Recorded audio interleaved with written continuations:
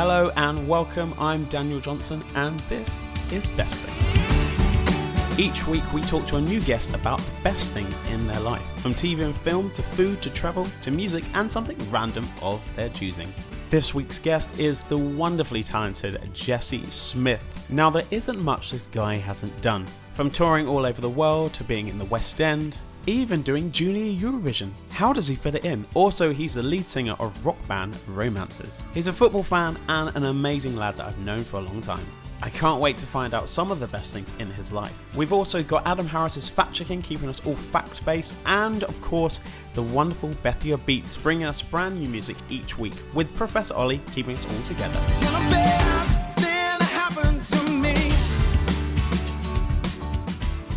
Next up, Adam Harris's fact checking and interview with Jessie.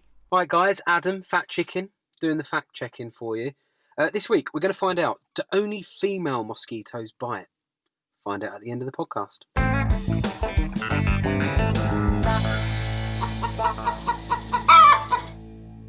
So I've got the wonderful Jessie Smith with me. He's, we're socially distancing at my table, but I've made you no food, but I lit some candles.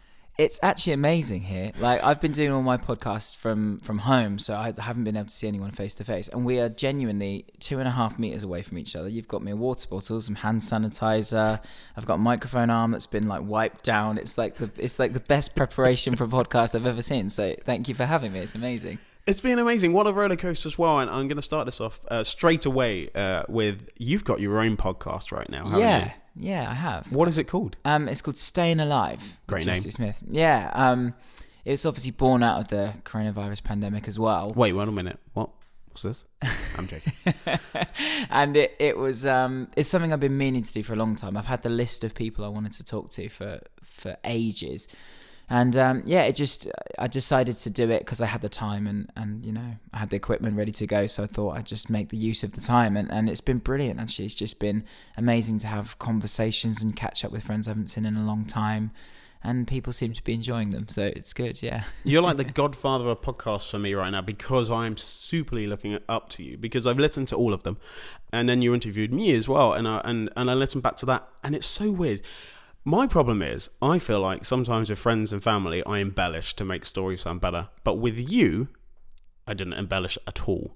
Now, it's weird because, I've spoken to other guests and we're talking about, and we'll get onto it later, but we're talking about when people have watched films multiple times. And one of our guests said, I've watched this film 30 times. And he went, when I say 30, I mean 10. And it's so true. But I think it was because I could be so honest with you. Also, if I told any lies, you've known me for blooming ages. Yeah. I've got a fact checker. You'd know. Yeah, I know what you mean, man. That's what I try and do with my pod, is just be real and just be honest. And we were talking before we started recording about, you know, the way that people adapt to the people that they're with as well, you know, and you're not always the same person that you are chatting to your mum, that you are chatting to Earl Slick, who's David Bowie's guitar player, you know? So drop that in there. Yeah, he's on the pod, actually. He's coming on the pod soon, which is why it popped into my head. But yeah, you know, as you know, my girlfriend's from Finland, so she, like, her accent is changed my accent a bit. And people go to me sometimes, why do you say weird words in American? And I'm like, well, my girlfriend learnt American English, and we spend, you know, at the moment 20 seems like 28 hours a day together. She won't listen, it's fine, don't worry about it, it's cool. So I just try and make them as real as possible, you know, and just have a chat, because that's what people want to hear. I think people, real insights into real people and how they got to where they are, and what they do and what their life's all about. Well, thank you so much for coming here and for doing my podcast. It's called Best Thing, and we're going to run down some of the best things that happen in your life to do with these lovely categories. We're going to start off with travel. Now, do you know a weird thing on this one? I just realised that I find it really hard to say the word travel. And I might have to change it for season 2. I'm just going to say that. But are you well travelled? Have you been all over the world? Is there places that you haven't gone, would like to go to? Let's start with that. Where have you not gone that you'd like to go? Oh, wow. I mean, the places that are sort of really high up on my list are... Japan is really high up on my list. I haven't been. Also, South America. I'd love to do like Peru and Brazil. I haven't been to South America, but I have been to a lot of places. I've travelled quite a bit. I'm very lucky, mainly with work. You know, I've been on a lot of holidays and things, but yeah, mainly with work, really. I remember one year when I was doing a lot of festivals with a project I was working on. I think I did 13 countries in 1 year, which was pretty amazing. What? Yeah. So, you know, that's a lot of stamps in your passport. Yeah, yeah. And I actually have an app on my phone called Bean. It's really, really good. It's called Bean. And you just tick off all the places you've been, and it tells you the percentage of the world you've been to and the percentage of Europe and America and stuff like that. And yeah, I can't remember off the top of my head how many countries I've been to. I think I've been to something like 41% of Europe or something like that, which isn't a lot, but it is actually a lot in reality. We'll fact check that and we'll find out, and I'll bring that answer of how many countries you've actually been to by percentage. Yeah. I mean, traveling, obviously right now it's not people's priority, and we're not doing that, but at the same time I think it's nice to look back at all those places that you have been to, and not so much the ones you're going to next as well. So it's nice to think about, I'd like to go there, but then just reminiscing about those wonderful destinations. Are there a couple of those? Where did you go as a kid? Did you go away abroad, or did you holiday in the UK? What did you do? Yeah, I mean, we did a lot of the kind of standard British tourist thing of going to Spain, and you know, I remember distinctly going to a hotel called Alcudia Pins in Mallorca a few times with my family. You know, very kind of, you know, package deals and pools and kids entertainment and that sort of stuff when I was a kid. But yeah, as I got older, I wanted to explore more, and places that you wouldn't necessarily think were holiday destinations, like places I've really explored a lot are places like Germany, which it's got such diverse kind of cultures and landscapes and stuff like that. And places like Freiburg, you know, you could be in the middle of Switzerland, or in the middle of the Alps in France. They're just beautiful places, and places you'd never really think to go. And I think I did a good few months on tour there when I was doing Thriller, and I'd be in a city for a week or sometimes 2 weeks at a time. So you really got to explore the different cities and get a feel of them, you know, rather than just dropping in or out. And the place that really sticks out, the one of the most ridiculous and amazing places I've been to for a gig was Dimapur in India. Oh, wow. It was last year in December. Not at all jealous at all that you've done this. It was amazing, mate, honestly. And the only thing I feel really guilty about is our carbon footprint, because we were there we were in the air pretty much the same amount of time that we were actually there, as is with some festivals, you know. It was like 3 flights each way, but it was an incredible festival. It was called the Hornbill Music Festival. It was in a place called Nagaland in Dimapur, and we were the headline act, and we didn't know what to expect. And you know, turning up, it literally was like a dirt track road with like donkeys pulling carts at the side of the street, and bamboo scaffolding, and you know, it was really eye-opening. It was really like being in a movie. Obviously, we were all knackered anyway. We'd been, you know, we'd hardly slept. Yeah, hardly slept for 2 days getting there. And then we were staying in this lovely hotel, actually. It was kind of like the only kind of nice hotel, I guess, in the whole kind of village or whatever. And we were just treated like royalty, and everybody was so lovely to us. And you know, this is for a cover band. You know, it's bizarre. You know, this was. I mean, don't put that down. I mean, the classic rock show. I've seen it, and it's amazing. We'll get into that later. Thank you, mate. Yeah, so yeah, just going out on that stage, and you know, it was like, to me, it was like, I mean, I don't know how many people there, maybe 10,000 or something. So it wasn't like the biggest festival ever, but it was like just the most incredible reaction. They loved the fact that we'd gone there, you know, and the fact that we were from the UK was so exotic, and all their heroes are, you know, Queen and Led Zeppelin, and I did the old Freddie Mercury thing to the crowd. They would have loved that. Did they do it? Did they do it back? It was, yeah, I've got it on film somewhere. It was just amazing, you know, just all of them singing back. But culturally, it was weird as well, because like, sometimes, you know, like here, if you go clap your hands, you know, everyone will clap their hands, and same in most of Europe, like in Germany, if you go clap your hands or stand up, they're like, oh yeah, we've been Muslim, stand up, and they're all clapping. Whereas in India, they didn't really do the clapping along thing. It's weird. I'd be like, and everybody clap your hands, and they clap for like maybe 3 or 4 claps, and then they stop. Because you stopped clapping as well. You expect them to carry on, so they're just copying you, and you stop, so they went, oh, we'll stop as well. Yeah, maybe. Just keep on clapping. But they were just kind of, I guess it's because they were so into it, and they just enjoyed it in a different way. It. Yeah, but it was amazing. I loved going to India, and the food was amazing. Curry for breakfast. Oh yeah. There was this curried porridge they had for breakfast, which sounds really weird, but it was like a sweet curried porridge. I don't know what it's called, But everything was spicy. It was great.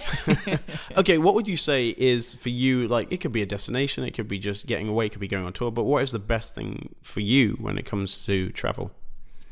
I'm quite an active guy. My girlfriend Bethia, she can literally sit in the sun all day long, whereas I like to be running or playing tennis or just exploring. And so I just love to go places where there's lots of things to see, I guess. We were actually booked to go to Vietnam for my birthday when Corona happened. Everyone has spoken about Vietnam on this pod. Really? It's so funny. Really? Yeah. All right. Yeah, we're all just conspiring against you. No, Yeah, it's fine. I like it. We were supposed to be there in April, and then obviously what happened, so we didn't get to go. So that's kind of probably where I'll go next, and that for me is the perfect blend of.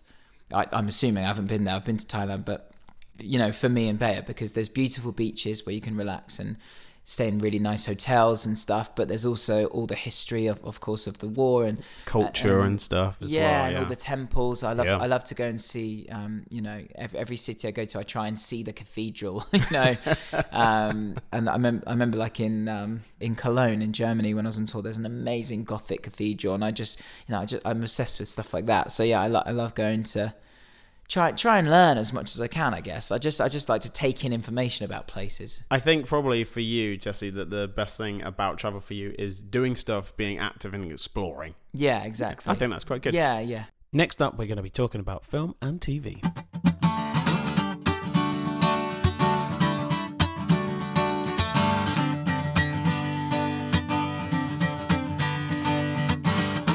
Jesse, TV and film, are you a big fan of TV and film? Where's your go-tos? I am at the moment, definitely.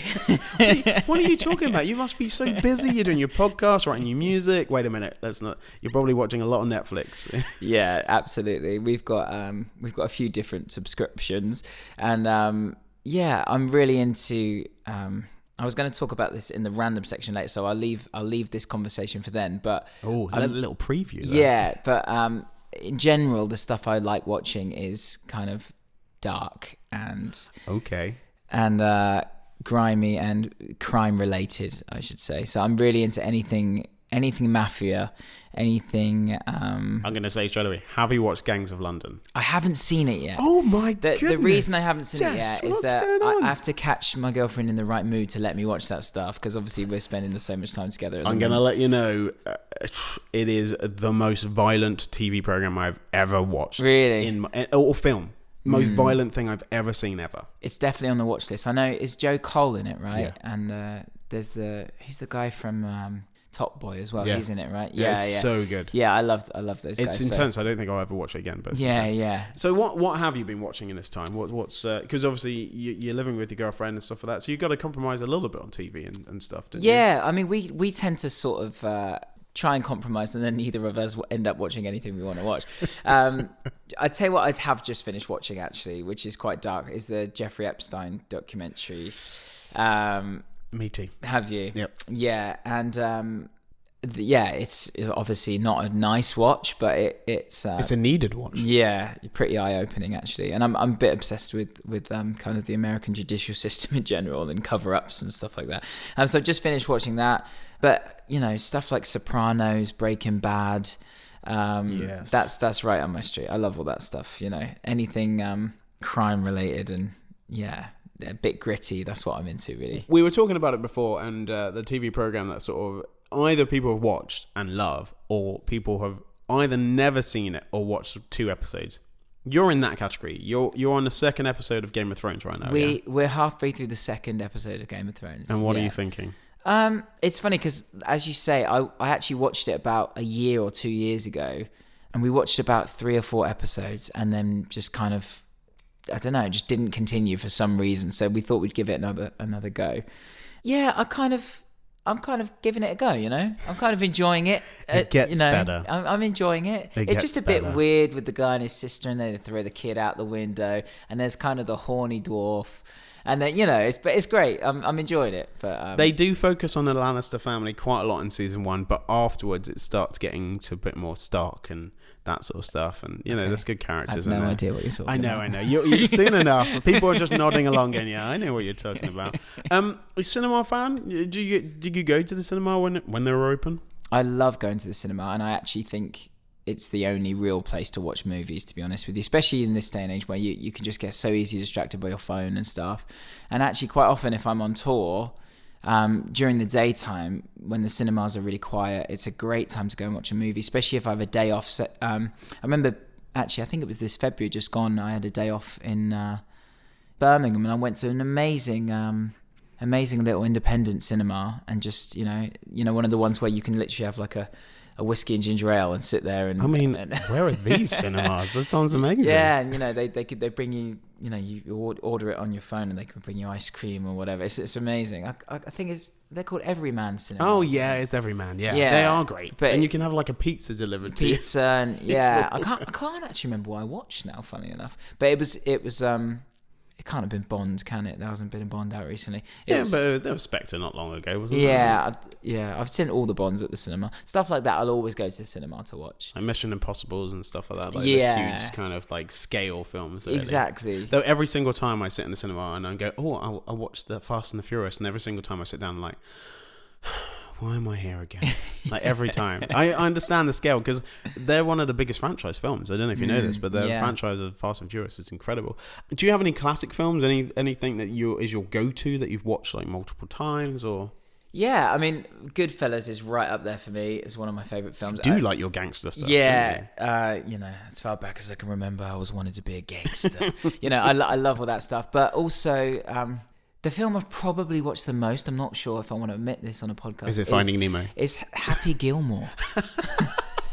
I think I've watched it with you. I love that movie. It's just so stupid and so brilliant, you know. And so yeah, you know, I do have a funny side to me, and I like comedy as well, you know. Well, don't worry, we don't think you're dark and brooding. You know what I mean? Like, I just like deep, chilling thrillers and scary things. Well, I'm quite a happy person, Dan, as you know. You're very happy. And I guess that that quenches my thirst for darkness by watching all that stuff, you know, rather than just being, you know, dark in real life, you know. There's a new program that I'm watching right now. I think it's on Sky, and it's called Condor, and it's about an element of terrorism, but not how you think. It's got Brendan Fraser in, and cool. It's pretty. It's all right. I think it's a bit 24-ish.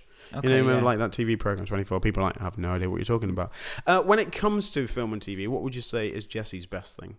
I think my best thing, this very rarely happens for me, so when it happens it's a real treat, is when I don't have a gig and I have a Saturday night off and I get a takeaway and I watch Match of the Day. Oh, yes, please. I think that is my best thing, actually. Just sat watching the football, especially if Man United have won. Oh, by the way, Jesse is a Man United and England supporter. So I mean, that is fair. I think there is nothing better than to literally at the end of a Saturday, even if you have a gig and it's not, if I have an early gig and I finish early and I know I can be back for like 10:30, 11, I'm like, yes. Sometimes even during the gig. I remember I used to play at this place. I don't care about naming it. It was called the Cladder Ring in Hendon. It's Big up to them. It's an Irish bar. And they won't mind me saying, or they're never going to know. It's what you're talking about. It's a dive bar, and people go there and they get absolutely mashed. And it's also a sports bar. And we used to go on stage. This is when I was in my early 20s. We used to go on stage at 10:30, play till 11:30, and then go on from 12 till 1. And it was absolute carnage. And they used to turn all the screens off when we played, except for one, which they always forgot because it was facing the stage so the audience couldn't see it. So I would be stood there singing Sex on Fire, watching Match of the Day. And it was beautiful. Well, that's pretty awesome. So I'm going to say that Jesse's best thing when it comes to TV and film is Match of the Day. Perfect. Next up, we're going to be talking food.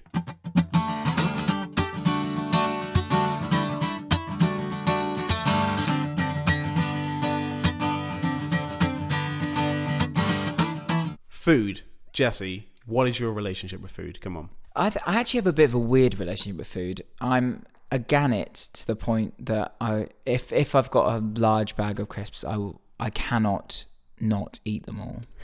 I hate those people that put half the packet away. Yeah, I've just got no self-control like Me that neither. Whatsoever. So I have to kind of limit what I buy. But also, I do love good food, for sure. But also, quite often it will get to 3 or 4 p.m. and I won't have eaten anything, and I'll go, oh, I haven't eaten today, and I'll go and suddenly make myself something to eat. That being said, I love good food and going to places to have good food. So it's a bit of a weird relationship in that it's not very present in my brain, food, until I'm hungry or moody, and then I'll go, oh, I need something to eat now. And I can easily go without food. I quite often will do intermittent fasting and stuff. But is there a reason for that? Why do you do that? Is it good for just diet? to keep my weight down, really? Yeah, I've always you wouldn't, to look at me, you wouldn't think so, but I have to watch what I eat quite a lot. But that's the same with everyone, though, isn't it? Some people, like my best friend Ashby, great guitar player, as you know, he can eat whatever he wants, and he's for now, and it will catch up one day. yeah. But he can eat double what I eat. I always say, he might argue with that. I mean, he eats pretty healthily anyway, but he's just super thin, and he works out as well. So he's just in really good shape. Whereas for me, I just feel like I have to train at least once a day, like do something, play tennis or football or go running or do some sort of exercise, and eat pretty healthily to maintain a sort of decent shape. That's hard work, but I think what I've learned about, especially going through lockdown and stuff, is that you have to do the exercise now. For sure. You have to. Yeah. It's funny, in lockdown, obviously we've been in lockdown so long now, I got into really good shape. I was sort of starting to see my abs come through just by doing insanity at home, doing HIIT workouts and stuff. And then in the last few weeks, I've just been like, whatever, and we're sort of out of shape again. So I've sort of got in and out of shape. But you know how to get back into it, so that's a good thing. Yeah, I'm fine. But yeah, so it's a funny relationship with food. But I think if I had to pick a sort of a food I love the most, it would probably be Italian, I reckon. Like what's your go-to if you're having Italian food?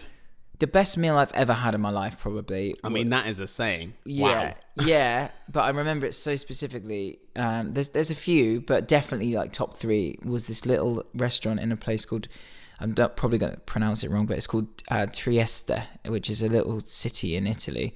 And I was there on tour, and it was a little family-owned restaurant, and they had 2 things on the menu that day. Could you imagine that you're at a restaurant, there's only 2 things? The restaurant it's probably smaller than your kitchen. Right. It's seated at maybe 12 people. Amazing. Maybe 20 people. It was a while ago. It was 2013 or 14, I think. And it was a tomato-based gnocchi, and it was so simple. Ooh. Potato pasta with some kind of like a homemade tomato sauce, and it was the best thing I've ever tasted in my whole life. Where in Italy was this? This place, Trieste. I'm not sure where it is off the top of my head. I can't remember. It was part of our tour. I'll have to look it up. But yeah, it was. I'm not even going to guess because I'm going to get it totally wrong. Yeah, but and probably most of the best meals I've had have been in Italy. There's just something about their vegetables, and it must be the water and the way they grow it and the air and everything, and the sunshine, of course. Yeah, and just like a tomato does not taste the same here. It just doesn't taste the same. Have you seen their lemons? Yeah. Like, exactly. What? They're huge. It's incredible. And there's an amazing restaurant in London called Novikov, which is kind of the closest I've got to that kind of similar thing. And I guess they import a lot of their stuff, but it's in, where is it? It's in Mayfair, I think. I sound really posh now. I've been there twice, and it was amazing.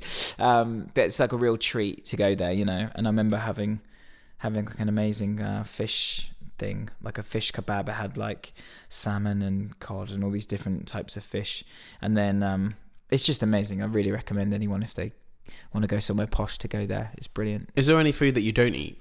I don't like mustard. I can't stand mustard. And we went straight for condiments. Yeah. I actually just don't like mustard. I don't like mustard at all, and I don't like. Which is weird because I've just made a mustard sandwich for you. No, I've not. It's fine. To the point where even if there's like a tiny bit of mustard in a sandwich, I can't eat it. And I can't stand tuna in a can. But besides that, I'm vegetarian, so I don't eat meat. I guess I'm pescatarian because I eat fish. Same. Are you? Yeah. Yeah. So I choose not to eat meat, not for any kind of massive reason, except for I just don't really want to. I'm the same. Yeah. Literally, I have no. My thinking is, and a lot of people are like, "Oh yeah, but don't you miss the bacon sandwich?" I don't really miss any meats, and I think in my mind, I think I'm sort of past it. And there's only been a year that I've been doing it.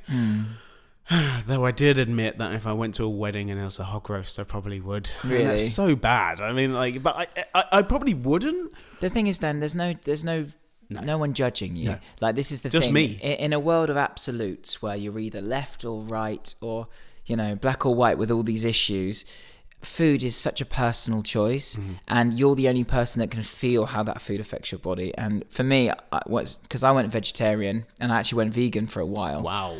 And I just felt I was eating more unhealthily. Yeah. I was eating so much carbs, so much pasta, so much bread. And actually now I feel like I'm just having the fish has made my diet a bit more balanced. You're balanced, yeah. Exactly. Okay, so I'm going to say, Jesse, your best thing when it comes to food is a little tiny restaurant somewhere in Italy, we'll find out, and it was a tomato gnocchi. Yeah. Love Although, that. Pizza as well. I can't end this section without saying pizza. If I had I'm going to quick question on the pizza. If I had a quick, funny, if I had a button right now and it would go bing, bing, bing, bing, bing, because that is the topic that everyone picks is pizza. Do you agree with Hawaiian or not? Just the pineapple bit. Don't worry about the meat. Yeah, I like pineapple on pizza. Okay, well that's everyone has said the same. We're going to be talking music next. This is going to be a good one. You made up your mind, and mine's been made up too. Hi everyone, it's Bethia from Bethia's Beats. My chosen artist for this week is the very talented Tilly Valentine. She takes influence from jazz, pop and soul music, which is then combined with her completely effortless vocal. Her music has received huge support from BBC Radio 1 and 1Extra, and her latest single is called Fit for a King, which is out now. Here's a snippet of it playing in the background. To listen to the full song, it will be playing at the end of the podcast, along with all of Tilly's social media and where to find the song, and that will all be linked below. Thank you very much and see you next time. You tell me you'll change, but you're still stuck in your ways. I don't think that we can go back to when Let's talk about music. I mean, it's running through your blood, isn't it? Yeah, I think so. I think it was Imagine you instilled said in you me didn't in like an it. early age. Yeah, not really into it actually. It's funny. Yeah, I have a strange relationship with music because we're sat here, Dan, doing a podcast, and I probably listen to podcasts more than I listen to music on a day-to-day basis. I'm the same. Because I love podcasts, and my life is music and my work is music. And not always, but at times it can feel like that, I suppose. If I've spent all day in the studio listening to loud music and stuff, then podcasts are sort of a way out of that. But of course I love music, and it's it's who I am, it's what I am, and not just music, it's kind of rock and roll really. People always try and say, oh, I've got a very diverse musical taste, and I listen to rap and reggae and rock and soul and Motown and funk. I like rock.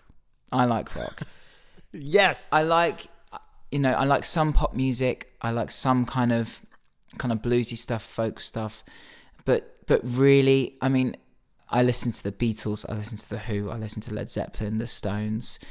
I love modern stuff too, like Biffy Clyro and people like Queens of the Stone Age and Coldplay and Muse and those kind of modern bands. I love Foo Fighters, of course.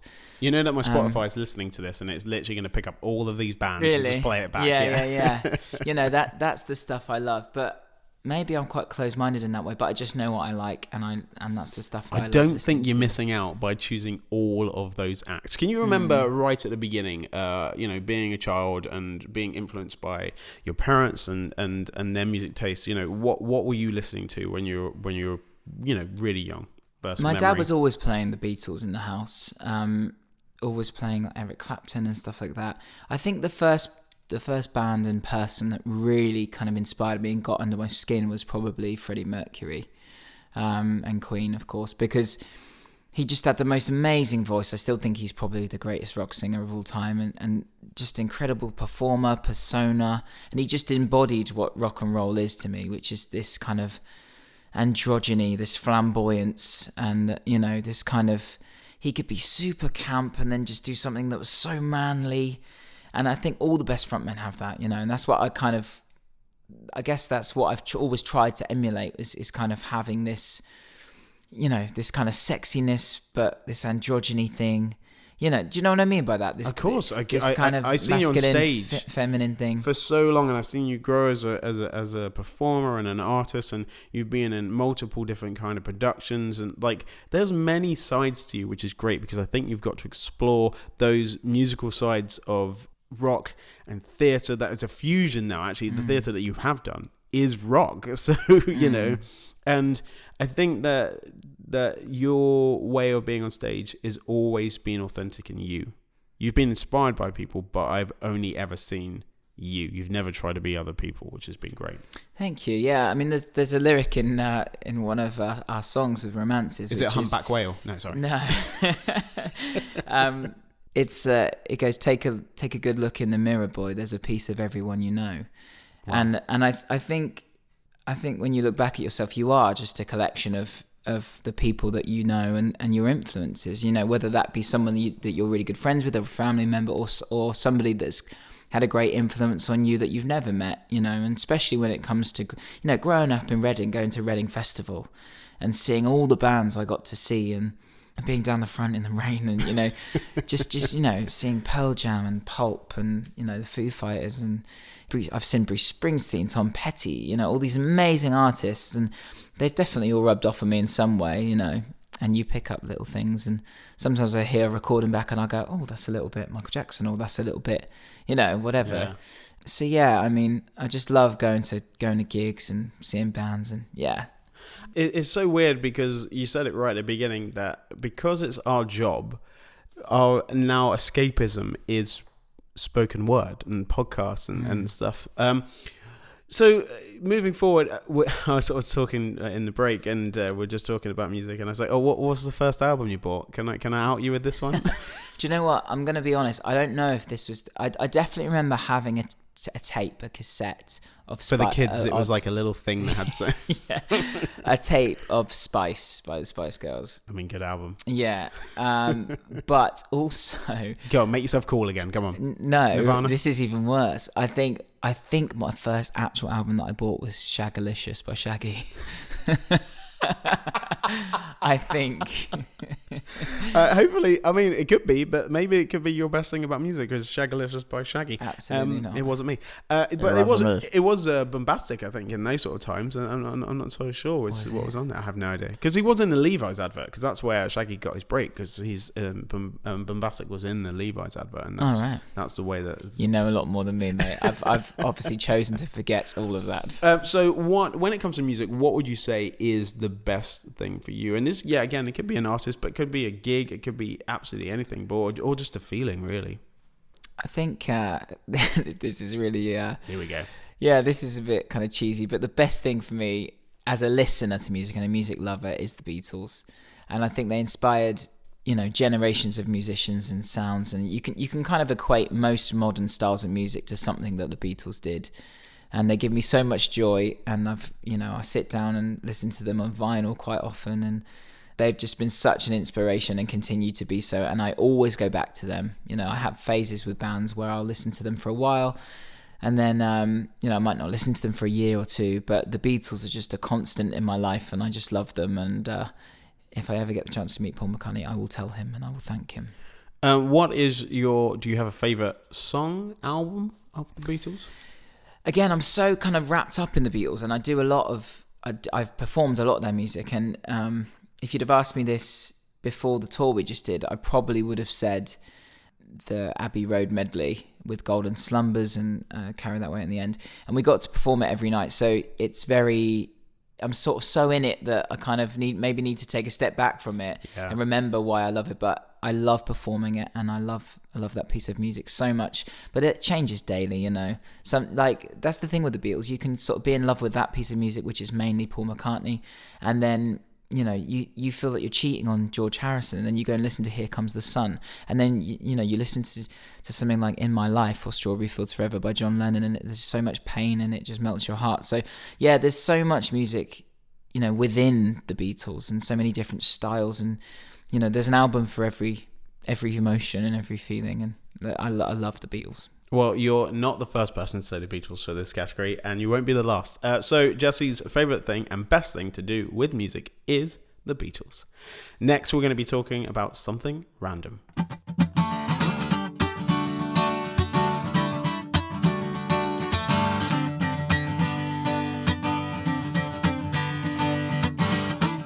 Jesse, something random is your category now. I'm super intrigued about what you're going to say. I feel like you're really laid back today, you know. I Yeah. think like it's just like a nice chat, you know. It's good. I'm quite chilled out most of the time. Yeah, you are, Until to be I honest. get on stage. Or the football. Yeah, or the football. Yeah, exactly. I feel like I should give my band a plug because I haven't mentioned it at all on the podcast. I mean, there is so much time for plugging, but plug away now. Come on, do it. Before I go into this random thing, so if anyone is interested, my band's called Romances, and you can find it all online and stuff like that. It'll be in the link below. Don't worry Yeah, about it. thanks, Dan. But yeah, the random thing, I sort of touched upon it earlier, but I'm obsessed with true crime. And again, like you maybe wouldn't think about me to meet me. I'm sort of like, you know, I'm a rock singer that's into football, and I guess I'm a lot of different things, but because you know, I can be very blokey at times, but then also totally not. Which is absolutely fine. Yeah, no, exactly. But it just makes my girlfriend laugh. But I think if I wasn't a rock singer, I'd probably be some kind of detective or lawyer or something to do with the criminal justice system, because criminology and crime and serial killers and anything dark at all, just I'm obsessed by it and I love it. And I spend my days, like on the way here today, I was listening to a podcast reviewing the Jeffrey Epstein Netflix series that I'd watched. You know you're in deep when you're listening to a podcast that's reviewing a TV program. I've done it when I've been reviewing a podcast. Yeah. So- Well, this is kind of the thing. It's a podcast called Real Crime Profile, and I love it. And I listened to another podcast called Criminal, which is brilliant. And yeah, so I guess it's because it's so totally different to my lifestyle and what I do. And you know, I abide by the law. So you don't have to say that here. It's fine. yeah, no, but you We know, know it's in true. the main. Yeah. So yeah, it's just a real. I guess it's rubbernecking, isn't it? It's that thing of being on the motorway and, you know, staring at the accident. It's that.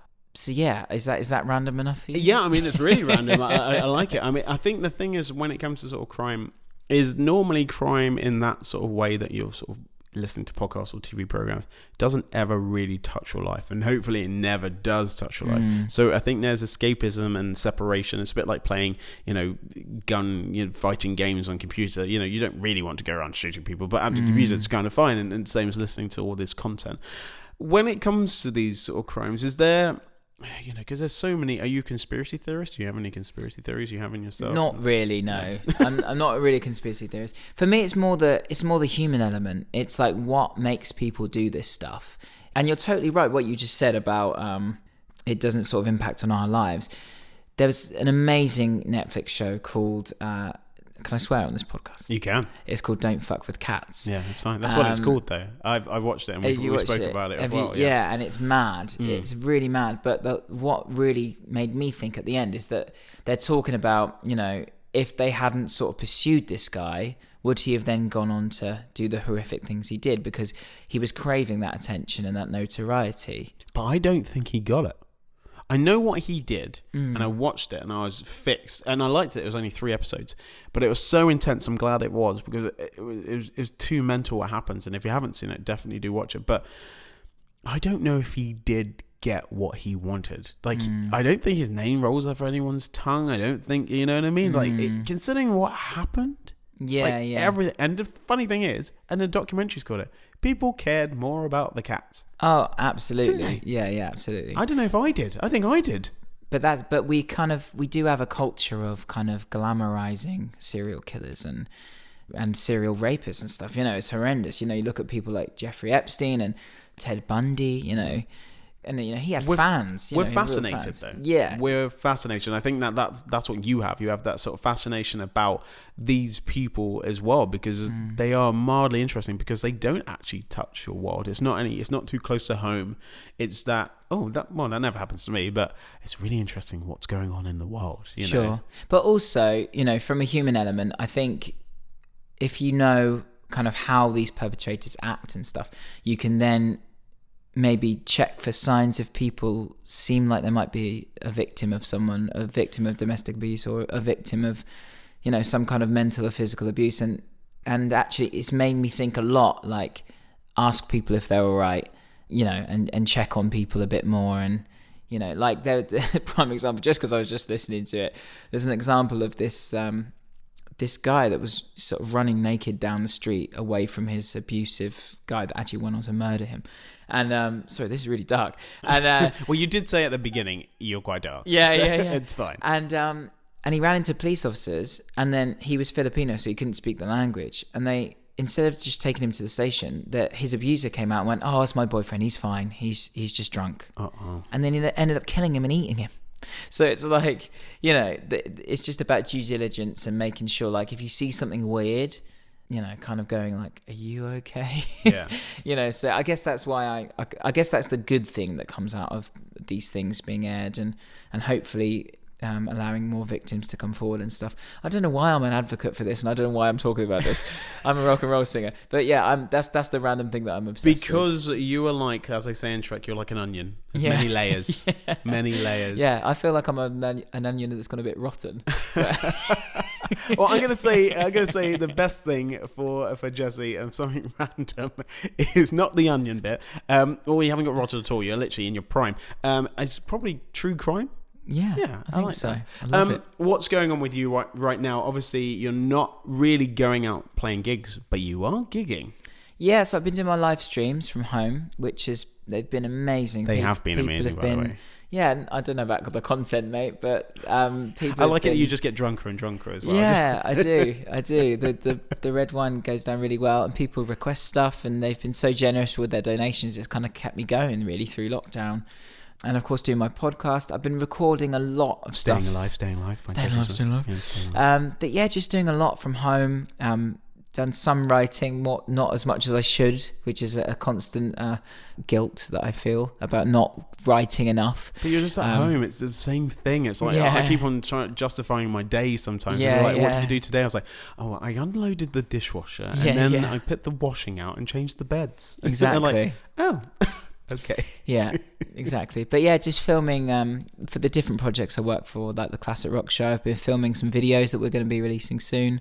Yeah, just trying to keep busy, you know, doing a lot of stuff at home in my studio and trying to be as creative as I can, which has been really nice actually. But I'm really looking forward to getting back out on the road and do some shows when we're allowed, you know. Yeah, I think it's not too far away, and I think they're doing a lot of things to do with drive-through kind of shows as well that you can do. You know, they're trying to do it with cinema. I think it's nearly there, and I think what's going to happen is there's going to be a huge resurgence and a huge boom. I think 2021, because maybe this year might be written off a bit, but is going to be like, yes. And I think we'll be reflecting, and I think when there was a pandemic that happened last time, they said the creativity that happened was absolutely crazy, and they really, it was an explosion about how much people that wrote and created, and it was really, really important, even though it was such a sad time, that the creativity that came out of it was really good. And I think that we will have the same thing. Like, you started your podcast and you have relationships, you know, with friends that you might not speak to all the time, but now you do a little bit more. I do poker once a week with my friends. You do poker once a week as well with yours.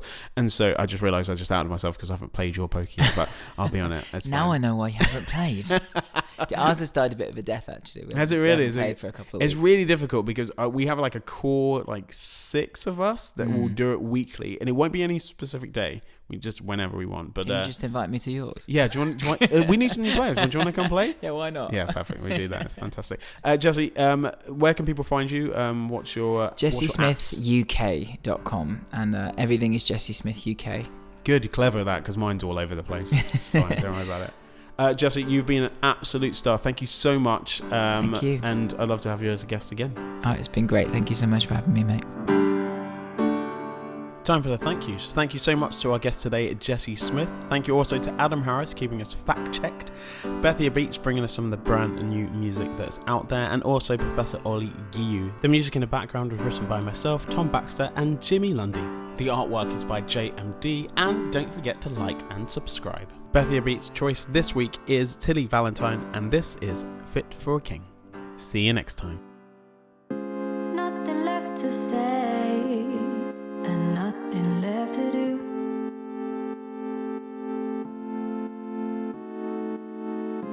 You made up your mind, and mine's been made up too.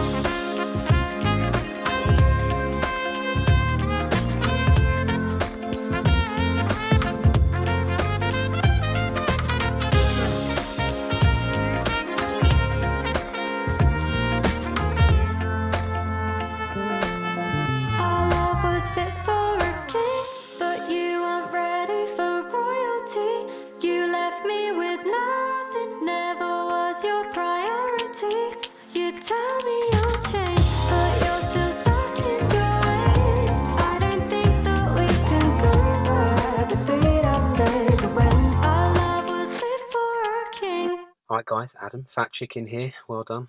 Proud of you all getting to the end of the episode.